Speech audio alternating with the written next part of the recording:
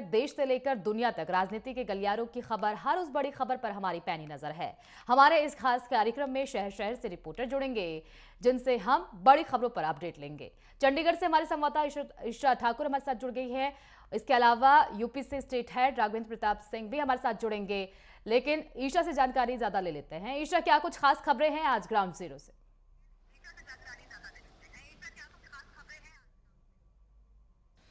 देखिए, अगर मौसम के लिहाज से बात करें, क्योंकि इस वक्त मौसम के चलते यहाँ पर बहुत ज़्यादा लोगों को दिक्कतों का सामना करना पड़ रहा है। थोड़ी ही देर पहले लुधियाना रोड की अगर बात करें तो पंजाब में एक बड़ा हादसा हुआ है।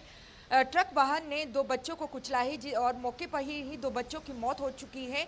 शीतलहर यहाँ पर बहुत ज़्यादा चल रही है। कोहरे के चलते विजिबिलिटी कई जगहों पर शून्य हो चुकी है। अमृतसर, गुरदासपुर, पठानकोट की बात करें और आदमपुर, ये वो इलाके हैं जहां पर इस वक्त विजिबिलिटी शून्य है। इसके अलावा चंडीगढ़ और अमृतसर से जो फ्लाइट्स भी जा रही हैं वो काफ़ी देरी से यहां से उड़ रही हैं और इसके अलावा यातायात सेवाएं बहुत ज़्यादा प्रभावित यहां पर हुई हैं। मौसम विभाग की तरफ से आज और कल के लिए बारिश का येलो अलर्ट जारी किया गया है और इसके साथ ही अगर हम हिमाचल प्रदेश की बात करें तो लाहौल स्पीति में बीते कल से बर्फबारी हो रही है और मौसम विभाग ने आज जो ऊपरी इलाके हैं हिमाचल प्रदेश के कांगड़ा, कुल्लू, लाहौल स्पीति यहाँ पर और चंबा, यहाँ पर मौसम विभाग का पूर्वानुमान है कि आज भारी बर्फबारी होगी। और इसके साथ ही अगर मैदानी इलाकों की बात करें, क्योंकि हिमाचल प्रदेश के साथ पंजाब और हरियाणा सटा हुआ है और ऐसे में पंजाब, हरियाणा और चंडीगढ़ में हल्की बारिश की संभावना फिलहाल जताई गई है। येलो अलर्ट यहाँ पर जारी किया गया है। शीतलहर यहाँ पर बहुत ज़्यादा चल रही है और कोहरे के चलते अगर हम चंडीगढ़ के मौजूदा हालात की बात करें तो यहाँ पर कोहरा छट चुका है। लेकिन पंजाब और हरियाणा कई ऐसे इलाके हैं जहाँ पर विजिबिलिटी ज़ीरो के बराबर है और यातायात सेवाएं सबसे ज़्यादा प्रभावित हुई है। और यही वजह है कि मौसम विभाग की तरफ से लगातार लोगों को आगाह किया जा रहा है कि अगर आप सड़क पर वाहन चलाते हैं तो बड़ी ही सावधानी पूर्वक चलाएं। और बहुत सारे हादसे बीते एक हफ्ते में अगर बात करें, पंजाब में बहुत ज़्यादा हादसे इस वक्त हुए हैं और थोड़ी देर पहले ही लुधियाना में एक बड़ा हादसा कोहरे के चलते हुआ है। हालांकि जो ट्रक ड्राइवर है फिलहाल नहीं की गई है, वो ट्रक भाग गया था और तरफ से उसकी छानबीन यहाँ, लेकिन एक बड़ा दर्दनाक हादसा, दो बच्चों की, छोटे बच्चों की मौके पर ही मौत हो गई है। और इस तरीके की सड़क हादसे और ज़्यादा ना बढ़े, यही वजह है कि मौसम विभाग समय समय पर लोगों को अपडेट दे रहा है और सावधानी बरतने के दिशा निर्देश जारी किए जा रहे हैं। इसके अलावा अगर हम बात करें, देखिए आज आखिरी दिन है 2025 का, 31 दिसंबर है। लोगों की बात करें तो एक हफ्ते से ही जश्न का माहौल हर जगह देखने को मिल रहा है और आज क्योंकि 31 दिसंबर है तो लोग आज भारी मात्रा में जो है घरों से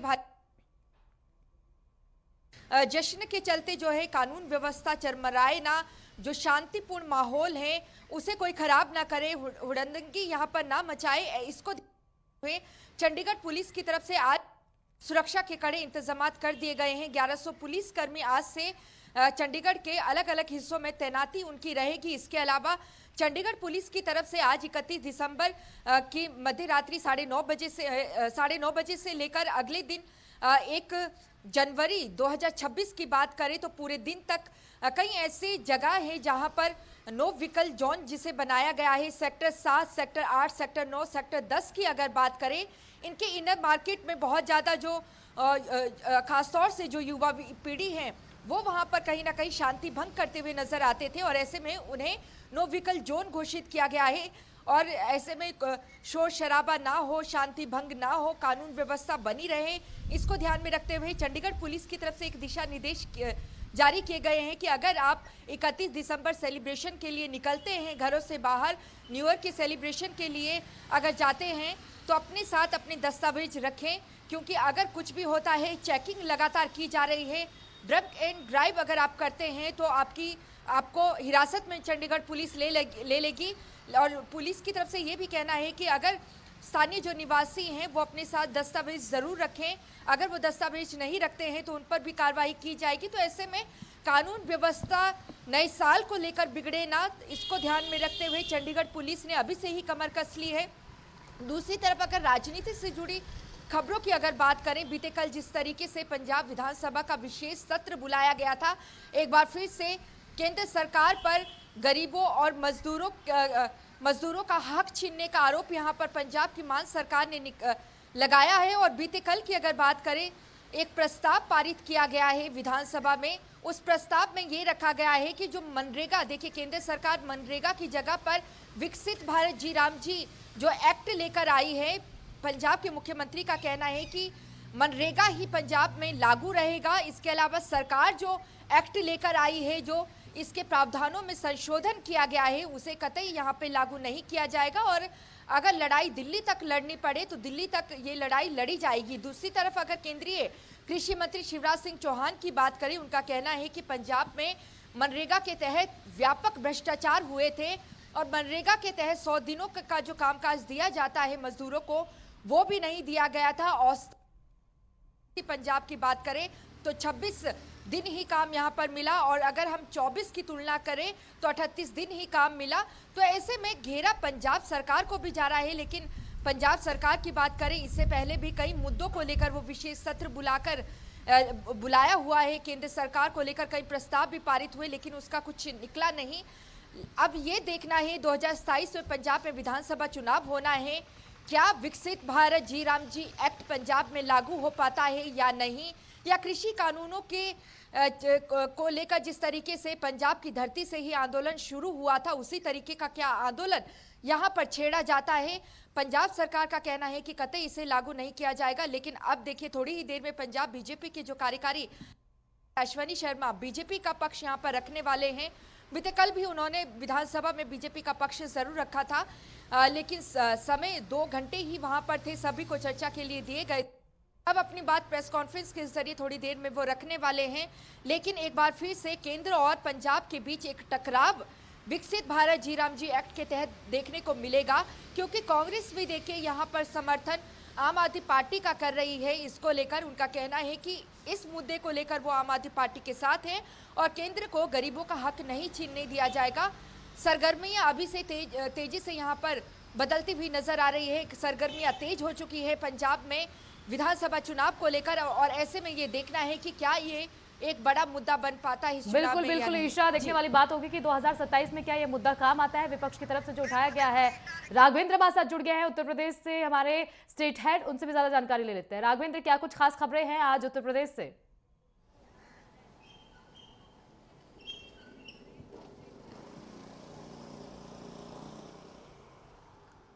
राघवेंद्र, क्या आप तक मेरी आवाज पहुंच पा रही है? ठीक है, राघवेंद्र से ज्यादा जानकारी ले लेंगे, उन तक हमारी आवाज नहीं पहुंच पा रही है। प्रशांत, आपके पास आते हुए प्रशांत शुक्ला भी हमारे साथ जुड़ गए अयोध्या से, हमारे ब्यूरो चीफ, उनसे भी ज्यादा जानकारी ले लेते हैं। प्रशांत, क्या आप तक मेरी आवाज पहुंच रही है?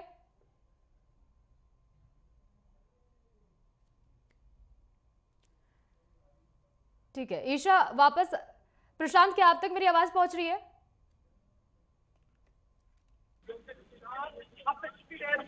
आवाज आ रही है? ठीक है प्रशांत, आज राम मंदिर की दूसरी वर्षगांठ है। इस अवसर पर अयोध्या में किस तरह का नजारा सामने आ रहा है और श्रद्धालुओं में किस तरह का उत्साह आज देखने को मिल रहा है? जी बिल्कुल, आपको बता दें इस समय प्रभु श्री राम की नगरी अयोध्या में हम मौजूद है और देख सकते हैं हमारे पीछे ये राम मंदिर का जो मेन रास्ता है वो है राम जन्मभूमि पथ जिसको बोलते हैं। ये अगर बात करें इस रास्ते की, ये राम पथ है और राम पथ के जस्ट सामने बिरला धर्मशाला के जस्ट सामने जो मुख्य द्वार है इसको राम जन्मभूमि पथ कहते हैं। आप देख सकते हैं किस तरीके श्रद्धालु जो है वो आज पहुंच रहे हैं। आज प्रतिष्ठा द्वादशी है जिसमें वो भारत के रक्षा मंत्री राजनाथ सिंह के साथ उत्तर प्रदेश के मुख्यमंत्री योगी आदित्यनाथ पहुंच रहे हैं। सुरक्षा व्यवस्था की बात है, देख सकते हैं सुरक्षा व्यवस्था के लिए प्रॉपर बैरिकेडिंग की गई है। आम जनमानस कोई भी अगर आ रहा है तो उसको एक प्रॉपर लाइन की गई, वो चेकिंग द्वार बनाया गया है। वहाँ सेंसर मशीन लगी हुई है, सेंसर मशीन के द्वारा अंदर जाते हुए श्रद्धालु दिखाई देंगे और उसके बाद जो पीछे के रास्ते से जहाँ निकास द्वार है वहां निकलते हुए दिखाई देंगे। वही आपको बता दें आज जो प्रतिष्ठा द्वादशी है, आज हिंदू कैलेंडर के हिसाब से आज जैसे 22 जनवरी 2024 में प्रतिष्ठा हुआ था, पर अगर आज की बात करें तो प्रतिष्ठा द्वादशी है क्योंकि कहीं ना कहीं पोष शुक्ल द्वादशी जो है बुधवार को पड़ी है और हिंदी कैलेंडर के हिसाब से आज के दिन जो प्रतिष्ठा द्वादशी अयोध्या में मनाई जा रही राम मंदिर को लेकर, उसी को लेकर आपको बता दें आज अन्नपूर्णा मंदिर का राजनाथ सिंह रक्षा मंत्री जो है उसका ध्वजारोहण भी करेंगे क्योंकि 25 नवंबर 2025 में देश के प्रधानमंत्री नरेंद्र मोदी पहुंचे थे और राम मंदिर के जो बन तैयार होने का कहीं ना कहीं बोला गया था उस पर प्राण प्रतिष्ठा करते हुए दिखाई देते, प्राण प्रतिष्ठा करने के बाद ध्वज लहराते हुए दिखाई देते। अगर आज की बात करें तो आज रक्षा मंत्री के साथ मुख्यमंत्री योगी आदित्यनाथ आज अन्नपूर्णा मंदिर जो है उसके ऊपर ध्वज लहराते हुए दिखाई देंगे। करीबन 4 घंटे तक वो अयोध्या में रहेंगे। और आप बता दें कुछ ही देर में रक्षा मंत्री राजनाथ सिंह अयोध्या पहुंचने वाले हैं। उनके साथ मुख्यमंत्री योगी आदित्यनाथ और यहाँ के जिला प्रशासन उनका स्वागत करने एयरपोर्ट तक पहुंचेगा, महर्षि वाल्मीकि एयरपोर्ट पहुंचेगा। आप बता दें अगर आज की बात करें तो कहीं ना कहीं आज 31 तारीख है, ये साल का अंतिम दिन भी है और कल 1 तारीख है। तो अयोध्या में वैसे भी करीबन 4 दिन से लगातार भीड़ बढ़ती दिखाई दे रही है।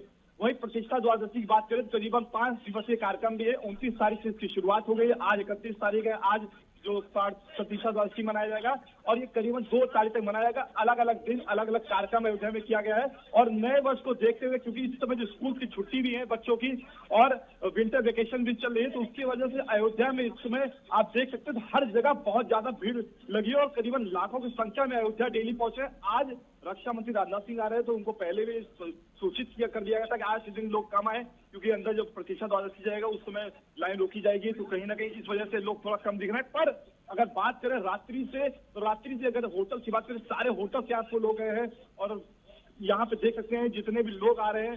कल के दिन उसका नजारा अयोध्या का जो होगा तो राममय नजारा होगा। जय श्री राम के नारों से गूंज होगी। शायद जिस जगह मौजूद है इस जगह पे भी सिर्फ और सिर्फ राम के नाम ही सुनाई देंगे। बिल्कुल प्रशांत, आज 4 घंटे का उनका प्रोग्राम रहने वाला है। रक्षा मंत्री राजनाथ सिंह यहाँ पर पहुंचने वाले हैं। कितने बजे वो यहाँ पर पहुंचेंगे और सुरक्षा को लेकर प्रशासन कितना अलर्ट नजर आ रहा है?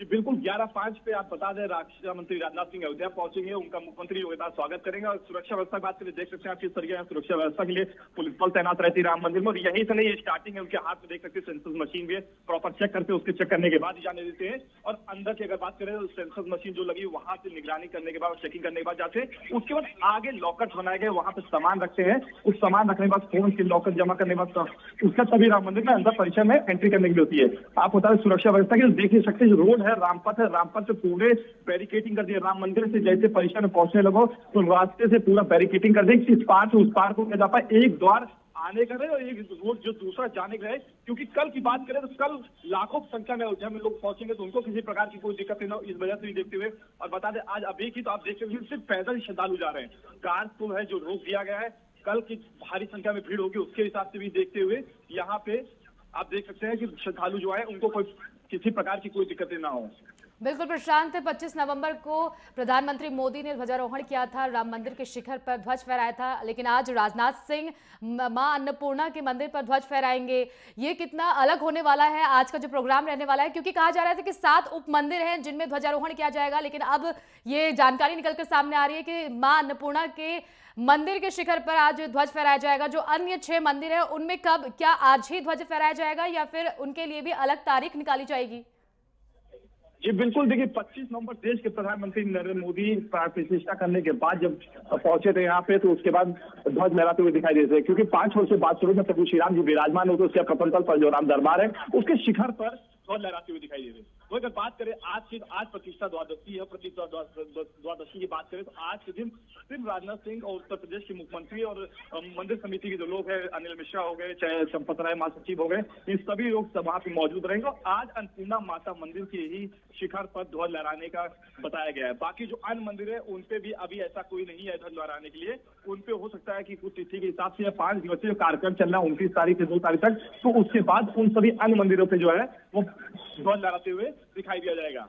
ठीक है प्रशांत, आपके पास लौटूंगी। ईशा आपके पास आते हुए, देखिए ईशा, जिस तरीके से अब विपक्ष जी राम जी बिल को लेकर मुद्दा बनाने की पूरी कोशिश कर रहा है, उनका कहना है कि जो मनरेगा की कानूनी गारंटी है उसको खत्म करने की कोशिश की जा रही है, गरीबों के पेट में लात मारा जा रहा है, इस तरह की बयानबाजी की जा रही है। क्या ये मुद्दा अब वो जनता को समझा पा रहे हैं? क्योंकि किसानों की तरफ से क्या कुछ राय इसको लेकर सामने आ रही है? आप धरातल पर रहती है, जमीन पर रहती हैं, किसान क्या कुछ कहते हैं इस बिल के बाद आने के बाद?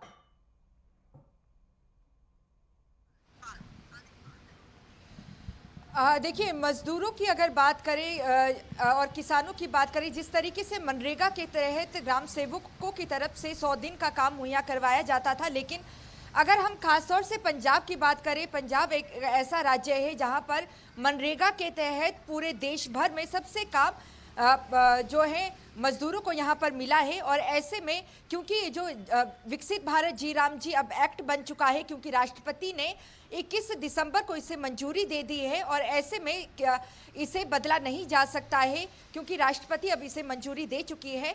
हालांकि पंजाब सरकार का ये तर्क है कि जिस तरीके से कृषि संबंधी जो 3 बिल लेकर आए गए थे उसे बाद में कानूनी रूप दे दिया गया था, वो भी एक्ट बन गया था, लेकिन बाद में मजबूरन यहाँ पर जो दबाव डाला गया मोदी सरकार पर तो उसे रद्द, तो ऐसा ही दबाव इसके तहत पंजाब सरकार बनाएगी ताकि जो है ये विकसित भारत जी राम जी जो एक्ट अब बन चुका है उसे रद्द किया जा सके केंद्र सरकार की तरफ से। जहां तक मजदूरों के, गरीबों के, किसानों की बात है, देखिए जितना काम मिलना चाहिए था मनरेगा के तहत पिछले कई सालों से उतना काम यहां पर नहीं मिल रहा था और ये बात केंद्रीय कृषि मंत्री शिवराज सिंह चौहान बीते कल भी कह चुके हैं कि एक व्यापक भ्रष्टाचार यहां पर हुआ है जिसकी जांच होनी चाहिए थी लेकिन ने नहीं की। और यहाँ पर राज्य सरकार कह रही है क्योंकि यहाँ पर 60 और 40 का जो अनुपात अब बना है, इस तो मनरेगा के तहत जो पैसे दिए जाएंगे उस जो है वो केंद्र सरकार देगी और 40 का जो अनुपात है वो राज्य सरकार का होगा। पहले ये अनुपात 10% ही था। ऐसे में पंजाब सरकार का कहना है कि पंजाब के पास तो पहले ही पैसे नहीं है, वित्तीय हालत खराब है, तो ऐसे में वित्तीय बोझ पंजाब के ऊपर आ जाएगा। लेकिन यहाँ पर कहा जा रहा है कि एक तरफ तो पंजाब सरकार कहती है, बीजेपी का कहना है कि बीजेपी ये कह रही है कि एक तरफ पंजाब सरकार कहती है कि जीएसटी से भरमार कलेक्शन हुआ है, खजाना खाली नहीं है पंजाब का। दूसरी तरफ जो है ये तर्क दिया जा रहा है कि 4 लाख करोड़ का कर्ज इस वक्त पंजाब के ऊपर है, तो ये वित्तीय बोझ नहीं जो है पंजाब ढो सकता है। लेकिन यहाँ पर देखिए मनरेगा के तहत जितना काम पिछले कई सालों में मिलना चाहिए था वो नहीं मिला क्योंकि मनरेगा के तहत 100 दिन का काम पूरे साल में होता है देना, लेकिन वो नहीं दिया गया। अब जो केंद्र सरकार लेकर आई है विकसित भारत जी राम जी एक्ट, इसके तहत 125 दिन का जो काम है वो मजदूरों को दिया जाएगा। इसके अलावा अगर काम देने में देरी होती है तो यहाँ पर बेरोजगारी भत्ता भी यहाँ पर मजदूरों को, किसानों को या गरीब जो मनरेगा के तहत आते हैं उन्हें यहाँ पर देने का काम जो केंद्र सरकार है वो करेगी। बिल्कुल, विपक्ष की तरफ को इसको मुद्दा बनाने की कोशिश की जा रही है। हालांकि कहा जा रहा है सरकार की तरफ से कि इस बिल को इसलिए लाया गया है क्योंकि भ्रष्टाचार खत्म किया जाएगा, मजदूरी जो नहीं मिलती थी लोगों को अब मिलने लगेगी। इतने सालों से मनरेगा के तहत काम नहीं मिल रहा था लेकिन अब मनरेगा के तहत लोगों को काम दिया जाएगा। यूपी से राघवेंद्र प्रताप सिंह हमारे स्टेट हेड हमारे साथ जुड़ गए, उनसे भी ज्यादा जानकारी लेते हैं। राघवेंद्र, आप तक मेरी आवाज पहुंच रही है? जी मिल रही है। राघवेंद्र, क्या कुछ खास खबरें हैं आज उत्तर प्रदेश से? बिल्कुल सुनिए, उत्तर प्रदेश की खास खबरों की बात करें तो मुख्यमंत्री योगी आदित्यनाथ अभी जो सरकारी भर्तियां होने जा रही हैं उसमें आरक्षण को लेकर जो विसंगतियां सामने आई थीं, मंत्री ने भी इस पे जो पत्र लिखा था उसको संज्ञान में मुख्यमंत्री ने लिया और सारी भर्तियों में जो भी आरक्षण का अनुपात है उसका कठोरता के साथ अनुपालन हो इसके लिए स्पष्ट निर्देश जारी किए हैं। वहीं प्रदेश में चूंकि कड़ाके की ठंड पड़ रही है, 17 जिलों में बारिश का अलर्ट जारी है और 37 जिलों में कुहासे शीतलहर का अलर्ट जारी है। एक तरह से समूचा उत्तर प्रदेश इस समय भयंकर ठंड की चपेट में है। इसको लेकर जगह जगह पे अलाव और रैन बसेरों को लेकर भी सीएम योगी आदित्यनाथ द्वारा निर्देश जारी किए गए कि कहीं पे भी अलाव की कमी नहीं होनी चाहिए और जो भी रैन बसेरों हैं वहाँ पे पर्याप्त कंबल और अन्य जो भी सामग्रियां हैं, खाद्य सामग्रियां, वो वहां पे उपलब्ध होनी चाहिए। इसके अलावा साल भर की उपलब्धियों को लेकर डीजीपी राजीव कृष्णा द्वारा आज सिग्नेचर बिल्डिंग पुलिस मुख्यालय पे 2 बजे प्रेस कॉन्फ्रेंस की जाएगी। वहीं एलडीए की तरफ से बुलडोजर की कार्रवाई ऐसी तमाम जगहों पे होने वाली है। गोमती नगर विस्तार की बात कर लें, बीकेटी की बात कर लें, मोहनलालगंज तहसील की बात कर लें, इन जगहों पे कुछ स्पॉट चिन्हित हुए हैं जहां एलडीए की बहुमूल्य ज़मीनों पे लोगों ने अतिक्रमण करके रो हाउसेज बना दिए हैं, तमाम अपार्टमेंट बना लिए हैं। तो इस पे जल्दी ही एक्शन दिखाई देगा, बुलडोजर की कार्रवाई एलडीए की तरफ से दिखाई देगी। वहीं सरकारी ज़मीन पे बाउंड्री बनाने के आरोप में धनंजय सिंह जो पूर्व सांसद हैं और उनके 2 सहयोगियों के खिलाफ एफआईआर दर्ज की गई है। अब देखना होगा, जिस तरह कोडिन कप सिरप में भी उनका नाम बार बार आ रहा था आलोक सिपाही को लेकर, उसके बाद ये ज़मीन कब्जाने के आरोप में भी उनको कहीं न कहीं से आरोपी बनाया गया है। तो धनंजय सिंह की मुश्किलें बढ़ती हुई दिखाई दे रही हैं। और अयोध्या की बात कर लें तो जो भी उसकी सांस्कृतिक पौराणिक महत्ता है, और भगवान राम या अयोध्या धाम की जो महत्ता है, 2 वर्ष हो गए उसके ध्वजारोहण को लेकर, मंदिर निर्माण को लेकर, तो एक बड़ा कार्यक्रम आज फिर उत्तर प्रदेश सरकार द्वारा राम तीर्थ क्षेत्र द्वारा किया जा रहा है, जहां पर रक्षा मंत्री राजनाथ सिंह, मुख्यमंत्री योगी आदित्यनाथ सहित तमाम हस्तियां शामिल हो रही हैं। तो कहा जा सकता है कि अयोध्या की जीवंतता बनी रहे, इसके लिए योगी आदित्यनाथ की सरकार और केंद्र की मोदी सरकार द्वारा लगातार प्रयास किया जा रहा है। वहीं 9 वर्ष को ध्यान में रखते हुए पूरे प्रदेश में सुरक्षा के व्यापक इंतजाम को बढ़ा दिए गए हैं। जितने भी धार्मिक स्थल हैं, मंदिर हैं, गुरुद्वारे हैं, मस्जिद हैं, वहाँ पे पुलिस का पहरा बैठा दिया गया है। और अन्य शहरों में जहाँ पे भीड़ भाड़ होने वाली रहती है, वहाँ पे भी सीएम योगी आदित्यनाथ द्वारा स्पष्ट निर्देश दिया गया है कि सुरक्षा को लेकर सारे पुलिसकर्मी मुस्तैद रहें और कहीं से कोई अप्रिय घटना सुनाई न दे। वहीं हम बिल्कुल अगर राघवेंद्र, मुख्य बीच में विपक्षी आपको पार्टियों की रोकना बात कर लें तो चाहूंगी अखिलेश राघवेंद्र। समय की कमी है। बहुत बहुत शुक्रिया आप सभी का इन तमाम जानकारी को हमारे साथ साझा करने के लिए।